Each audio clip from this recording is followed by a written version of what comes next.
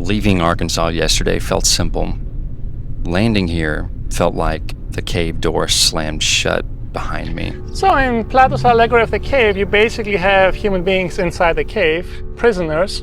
When Plato described prisoners mistaking shadows for truth, he wasn't warning of the past. He was predicting now. So their perception of reality is basically the shadows they see. There is nothing else. It's darkness and the shadows. When did I first realize the shadows were staged?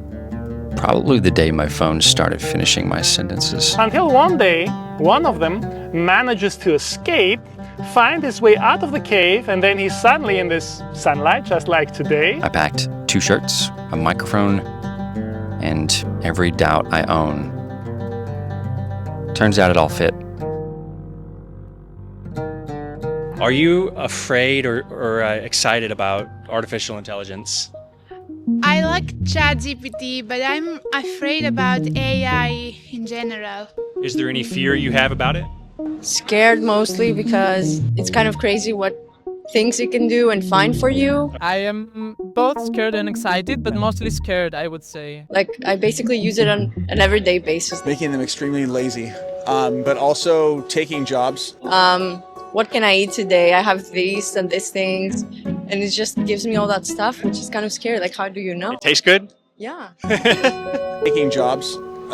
I think that it could take jobs away from people, depending on what it is. Ήδη η επιρροή είναι αρνητική, το βλέπουμε όλοι σε όλο τον κόσμο. I mean, I really love using ChatGPT, but will I be able to live without it? Arabic children, English children, all the same. We didn't build a new world. We just gave the cave Wi-Fi. Okay, man, no man, robot. Final prompt, Greece, part 1, out of the cave. So in Plato's allegory of the cave, you basically have human beings inside the cave, prisoners, and they're only able to see at the screen which is in front of them. And on this screen, they're actually seeing the shadows of things.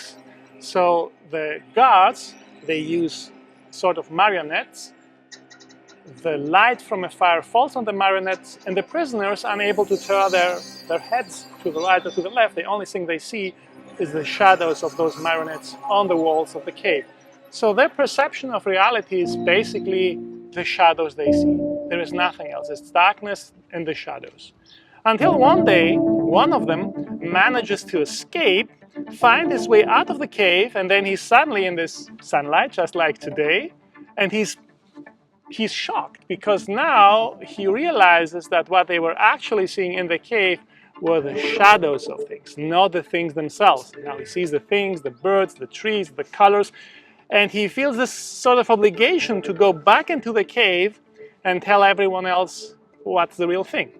And Plato believes that's the real obligation of a philosopher, to tell the truth to the other people who are trapped in the world, in the cave, in the world of illusions.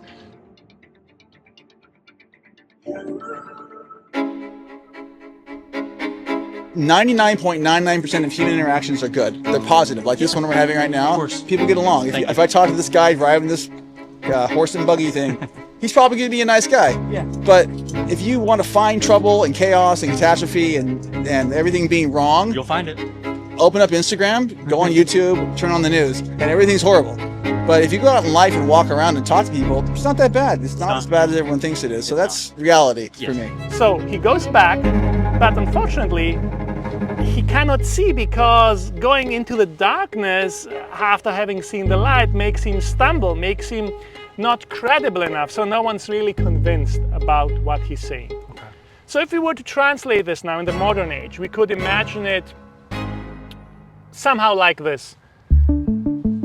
We are also prisoners in a cave, which is this time a digital cave, and the shadows we are perceiving are the digital representations of our lives and of ourselves. Every one of us experiences life as a kind of hybrid between a physical self, a bodily self, and a digital image, let's say on social media.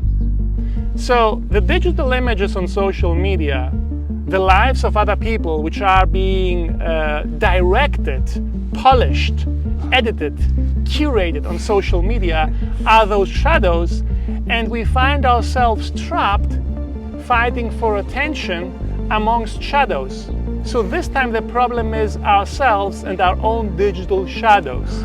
And unfortunately, I don't see an easy way out of this cave. So what do you do with that? Do you climb out? Or do you stay and call the shadows real? That's what this series is about. What happens when our machines start shaping the cave?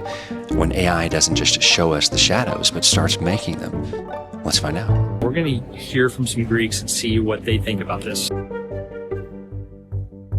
How do you think it will affect your children? I don't know. I don't know yet. I don't know. Nobody knows. Yes. All right. Yeah. All right. You know, there's a population collapse happening right now around the world. Please? Yes. Yeah, people need to have more kids. Okay.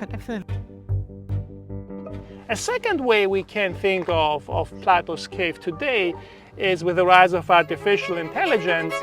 We will and we are finding ourselves gradually in this cave created by artificial intelligence, in which it starts advising us, doing stuff for us, creating the illusion that the world is actually artificial intelligence and the wish fulfillment it provides to us.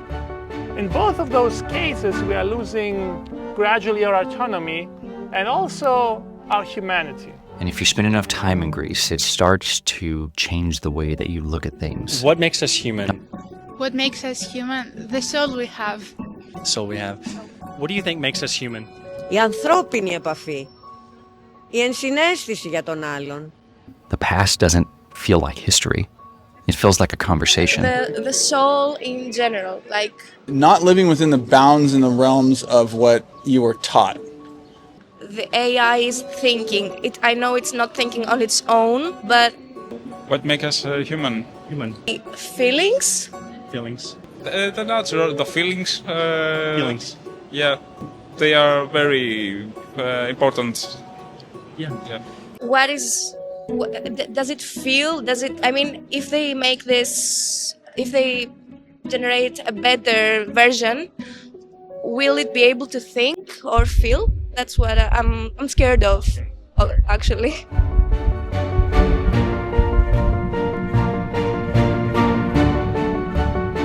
This is Final Prompt, and this is where it starts.